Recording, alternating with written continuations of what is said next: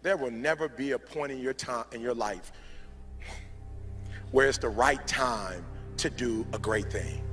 If you're waiting for that perfect moment, that perfect timing, it's not going to happen. You know what you have to do? You have to create the perfect time and the perfect opportunity and the perfect situation.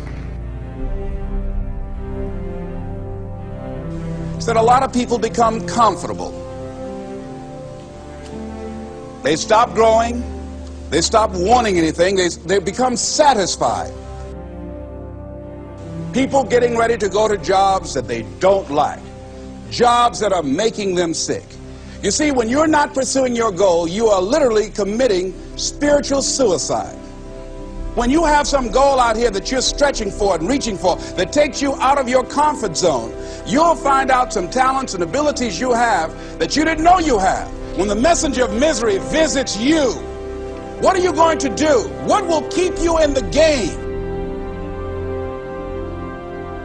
There are things that you think you'll never need to know, that you may only need to know one time in your life, but that could save your life because you had that knowledge.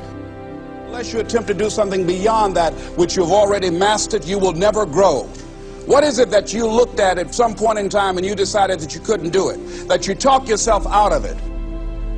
You're waiting on your next door neighbor to make it happen for you. It may not happen. If you're waiting on your mother or your father, they may be so ancient in their thinking that they don't understand this opportunity that you have. And if you're waiting on them, it may never get done. You don't beg average people to be phenomenal. You don't beg good people to be phenomenal. You just are phenomenal, and you will attract phenomenal. What reason can you remember that you can call on, that you can reach on, that can make you get back up? Find that reason.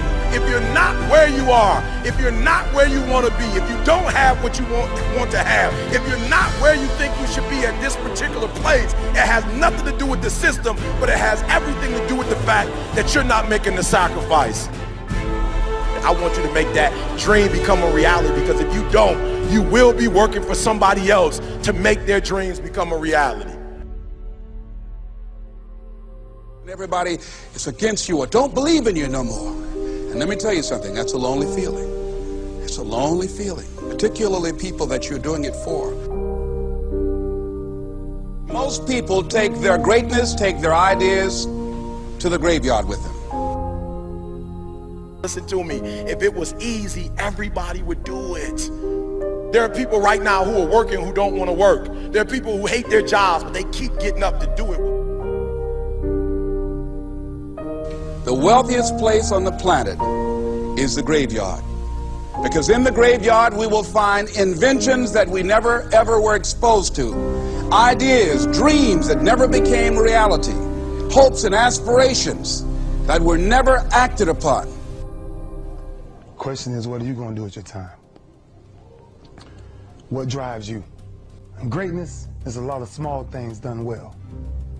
Day after day, workout after workout, obedience after obedience, day after day.